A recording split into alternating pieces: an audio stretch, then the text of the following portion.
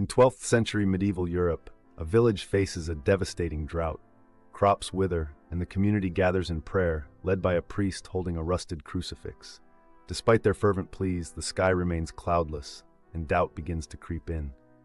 This scene captures the universal human struggle with divine silence during suffering, setting the stage for the central question: why does God seem absent in our darkest hours? In a candlelit scriptorium, a cloistered monk pores over ancient Latin texts, seeking answers to God's silence. His faith wavers as logic clashes with devotion. The villagers' cries reach the monastery, symbolizing the intellectual struggle against doubt. This scene highlights the tension between faith and reason, as the monk grapples with the absence of divine response despite centuries of theological study. A lone pilgrim, possibly the monk, treks through foggy mountains to a remote hermitage, believing isolation will reveal God's voice. Instead, he encounters only echoes and silence. The rusted bell at the hermit's door sways soundlessly, mirroring his unanswered prayers.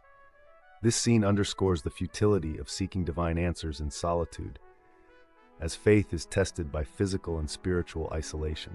Back in the village, a mother cradles her dying child, begging for a miracle. The priest performs last rites, but the child succumbs to illness. The crowd erupts in grief, their faith shattered. This devastating moment forces the pilgrim to confront the unbearable weight of divine silence, as tragedy becomes the catalyst for deeper questioning and despair. Enraged by God's silence, the villagers torch the church, their faith turned to ashes. The priest watches helplessly, clutching his crucifix as flames consume sacred symbols. This violent rejection of divine absence marks the climax of the narrative, illustrating how unanswered prayers can morph into defiance. The fire's embers, like false stars, symbolize the collapse of hope in the face of silence.